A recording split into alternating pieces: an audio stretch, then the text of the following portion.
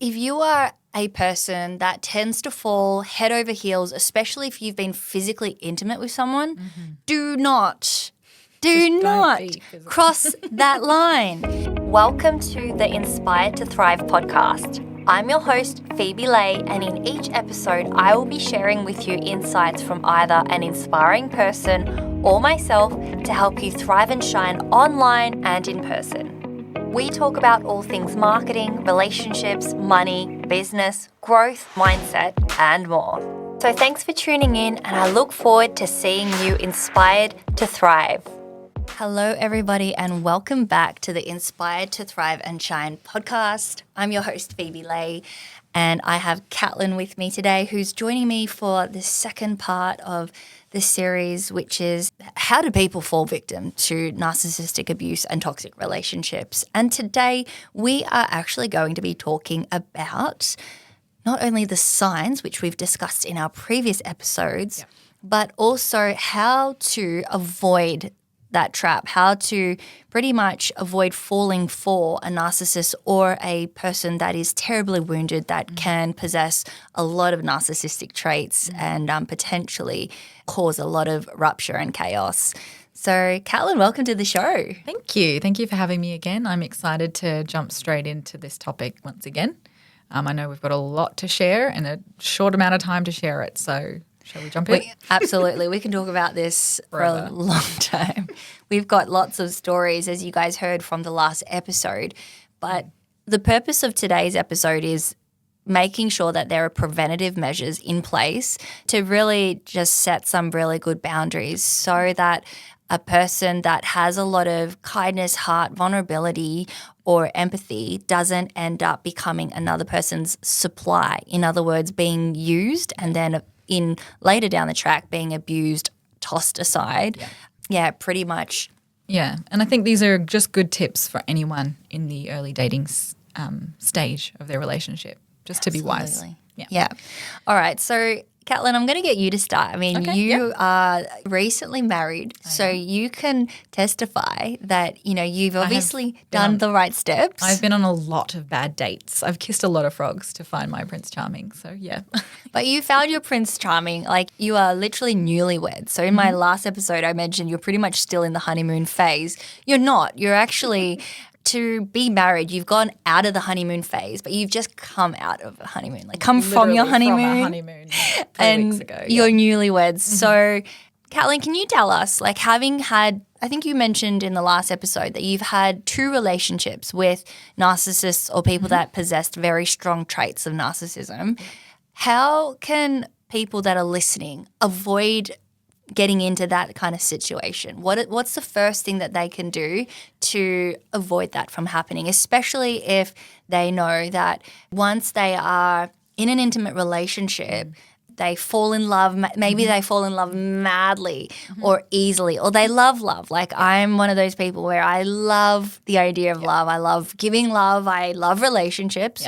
How can they prevent that from happening? Well, I'll add a little extra Catlinness to this as well. I am diagnosed ADHD, and as an ADHD person, I tend to hyper-focus on a person when I first start dating them, and so have all those feelings of, oh, I love them so much. And it's really intense, and it's a lot, and it's for a very specific period of time. And my advice for everyone, so I've been that person, for everyone regardless of ADHD or not, slow down.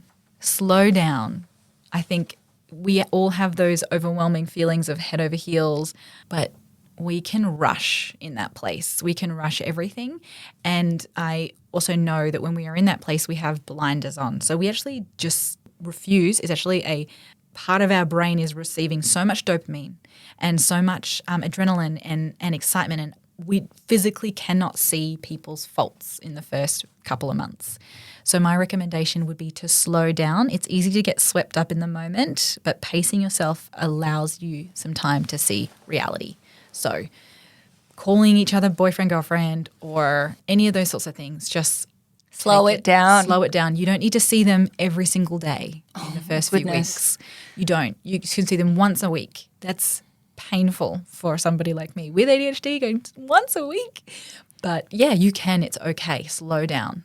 And if they're not okay with that, right off the bat, that's a red flag. So slow down. That would be my recommendation to start with. I totally agree. I think for me, I'm one of those people that I kind of take dating very lightly in the beginning. Like when I'm dating, I usually find that it's a lot easier for me to be dating more than one person at once because I'm just getting to know people, right? You're not like committed to someone. You're just getting to know people. So have coffee, have coffee with more than one person. Don't put all your eggs in the one basket when you're dating, because you fall into the trap of, like what Catlin has just said, being hyper-focused on that one person, putting them up on a pedestal or that they did not earn. That they did not earn. And also trust is earned. It's not given. That's right. So just because someone makes you feel like you can divulge all this information very early on doesn't mean that you should. And I think that the good thing is when you are taking it slow, you can have some time apart from that person and analyze, how do you feel when you're with that person and how do you feel when you're not with that person? How do you feel when you're dating that person versus when you're dating someone else? Yeah. How do you show up when you're dating that person versus when you're dating someone else? Are you feeling super insecure when you're dating this person? Yeah. Or does that person make you feel really nervous or uncomfortable? And are those nerves normal and healthy, or is it just because you're really, really excited about that person? And again, if you're feeling all these nerves before seeing someone, before a date, that also could be like not a good sign as well, right? Actually, that's such a good point. I read once, and I found it to be true with my husband, when you're getting those butterfly feelings, I read once that it's a sign of anxiety and not a good sign. And I found that when I first started dating my husband, I actually didn't get those butterflies. I felt safe. I felt secure. Our relationship, there was no questioning, like, does he feel the same way about me? None of those things were my reality. I knew where I stood. And so I learned that if you do have that butterfly feeling, it's actually a sign that you're insecure and unsteady in your relationship. So, or it could just be that you're feeling unsafe. Yeah. So just keep an eye. Don't have to fixate on that feeling, but just keep an eye on that feeling. I love that. That actually goes into listening to your body. We're going a bit out of order, sorry.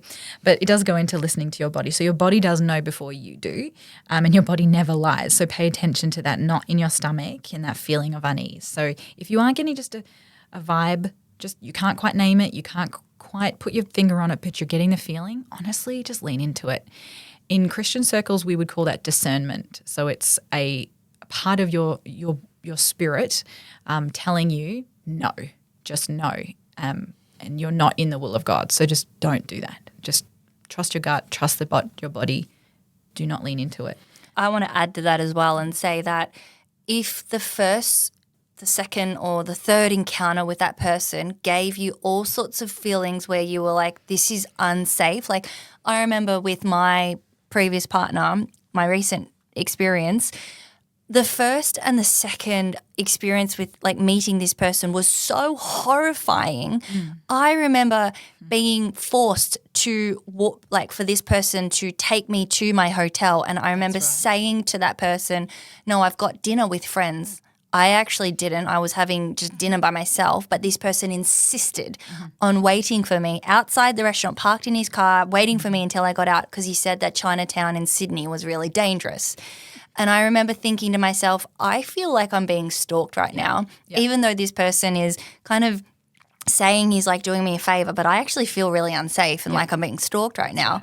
And then later on, I've discovered that there's a term called fawn, which is kind of a fight or flight method where we become people pleasers because we feel like it's more safe for us to be a people pleaser than for us to confront the person because we're in danger. That's right, yeah. So what happened was I remember coming out of the restaurant like an hour or two later, he was still there and he insisted on walking me to my hotel room. Yeah, that's just not right.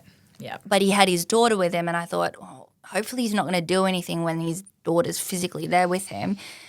And I actually remember that split second of looking into his eyes and feeling so scared and thinking to myself, what is more dangerous right now? Saying no and him potentially attacking me or saying yes and just hoping for the best Yep. that, I just get to my hotel and he just That's right. leaves. So these are signs, like feeling like, I remember that night being in my hotel room, having a shower and having this flashback to that movie Taken and thinking, oh my goodness, like I feel physically unsafe right now, even though the person's gone. So if you are having these sudden like unconscious, subconscious thoughts that come up, or you have this gut feeling, like the other day I had a friend who was telling me that as we go dancing and, often we meet people that we don't know when we're dancing and some people give us good vibes and some people give us bad vibes. And her telling me for some reason there was this guy that was really, really nice, but he gave her bad vibes. Yeah. So listen to those initial gut feelings because once you've been love bombed and you start rationalizing, it's too late because that person has already started to wrap you around, their fingers and stuff. Yeah. Anyway, we'll move on. The second one that I want to mention is actually having physical boundaries. So if you are a person that tends to fall head over heels, especially if you've been physically intimate with someone, do not cross that line because once you do, your body is actually producing hormones of like bonding hormones. And again, that will cloud your judgment. That's right. So I think creating physical boundaries is really, really important. And like what we've just said, check in with your body's wisdom. Yeah, I think that boundaries are so important. And I mean, I'm obviously a leader a Christian leader. And so I will always tell my ladies, do not give of your body in your relationship too early or if at all. Obviously, I had physical boundaries in my relationship with my husband before we were married, and we had to put in physical boundaries, so do not have sex. Well, what is sex? How is it defined? Is it everything but? Is it, what is it? And we actually had to discuss what do we deem is okay and where do we want to draw those lines. And it's okay to slip, but it's important to know, okay, why are those boundaries in place? Are they because it's what society says I should? If you're a Christian, it's because you should. Again, I said in the last episode, I hate those shoulds. But put in those boundaries, whether they're time boundaries as well. So the amount of time you spend with them, how frequently, just put them in place for yourself. Don't allow yourself to be in a situation where you can be manipulated, but also boundaries are really healthy. Put boundaries in your relationships with your parents, with your friends, with your coworkers. These are really important things. There's an amazing book. I can't remember who the author is off the top of my head, but there is a book called Boundaries. Changed my life. I was in an unhealthy relationship. I think I've read church. it. Actually, is it red? It's red, yeah. Yeah. It's got a picture of a pencil on it. Yes, it's written by these I've two got that psychologists. exact book. It is life-changing. So I'll give Phoebe the author and she can pop it in the show notes. But read that if you want to learn about boundaries. I think our third point, we actually mentioned a lot of it in episode 1 or the previous episode anyway. Have a listen to that, but we've talked about things like the Perpetual Victim Act. We've talked about the fact that they can be very, very two-faced. So in the beginning, very charming, very, very, very generous. Yep. They'll literally take their shirt off and give it to someone. And give it to someone when they have nothing. Yep. And those are things that are going to make you feel like if you're an empath like myself, they're the things that are going to make you feel so like wanting to give back to that person because they were so kind to you when they have nothing. Be very careful of that. Yeah. And have a look at also, I'm going to add this because I really think that this is a big one. Have a look at how they treat their family members and also their pets. Yeah, that's good. Super random, but for example, the person that I was dating spoke terribly of every single family member. Yeah. He's had a fallout with every single parent, step-sister, step-brother, every single person that is in his family doesn't talk to him or he doesn't talk to them. His stories were always, it was their fault. But I also noticed that when he got a dog, one of the things that I noticed was there wasn't that genuine love for the pet until I actually called it out or mentioned it. Yeah. And then there was this like over the top act of love for the pet, which was obviously very fake. That was just him learning from you. And one of the things that I actually found was quite scary as well was the way he would discipline his pet. So it was like physically abusive, and it would be a sudden lash out in anger. And I remember thinking to myself, I hope he never does that to my dog, because wow, if you lay a finger on Evie, oh my Heads goodness. will roll.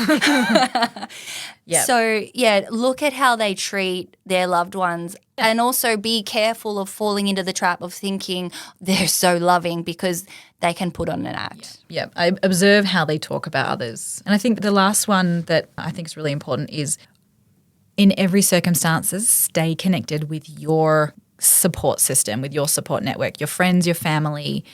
Do not distance yourself. It is and I'm saying this as a married woman who's really struggling to maintain my relationships because my season of life has changed. But it is really important for the health and my well-being to stay connected to those people who I deem really important to me, who I know are not yes people, who will call me out on my nonsense, but also who encourage me and love me and support me. So stay connected with your support system. Don't compromise that under any circumstance. If they are saying to you, we're not sure about your partner, listen to them because they know you and they're not in the love bubble. So, yeah. I totally agree. And I want to just add to that as well, that if your partner is starting to say things like, for example, if your mum and dad don't approve, this is a big one which we'll talk about in another episode, but one of the big red flags and signs in the beginning of my relationship was my mum and dad feeling like this was not right for me. And if that occurs, what will happen is the narcissist will actually try and flip the scripts and make your parents or your family out to be the bad guys. So they'll start saying things like, oh, they don't want your happiness, or they're just being super controlling, or this person just is jealous, for example, if it's a friend. So be very, very careful with what you divulge. Like if your parents or your friends have said, hey, just be careful of this, or that they're downright not approving, don't go back and tell your partner that. Talk to someone professional or another friend or somebody else. But whatever you do, do not share that with the partner that you're still figuring out, because whatever they say will just be to cloud your judgment and to win back your love. Also, if it is an unfair statement, it's so hurtful to your partner as well. So, That's exactly right. That's very true. We are having an episode coming up where we're going to be talking how to be a supportive friend or family member of someone in a narcissistic relationship. So we can jump deeper into that whole process then. But I think that's it for today's episode. Yeah, absolutely. And short and sweet today. Short and sweet, but again, we're going to put all these in the show notes. So we're going to list them. There's going to be a lot more detail as well in the show notes for this one, because this is a particularly short episode, but a lot more detail on the resources to follow up on. Yeah. Absolutely. And how to stay safe and avoid falling for a narcissist. Absolutely. Again, thank you so much for listening. We hope that this brings value to you and that it's providing insight and clarity for those that need it. And we just hope that, that you guys stay educated and informed, because what I want to see is that every single person thrives and shines in life and in business. And the most important thing is to stay safe and to surround yourself with people that build you up, that lift you up, that inspire and motivate you. And that's how you can thrive and shine in business and in life. So thanks for tuning in, and I look forward to seeing you inspired to thrive.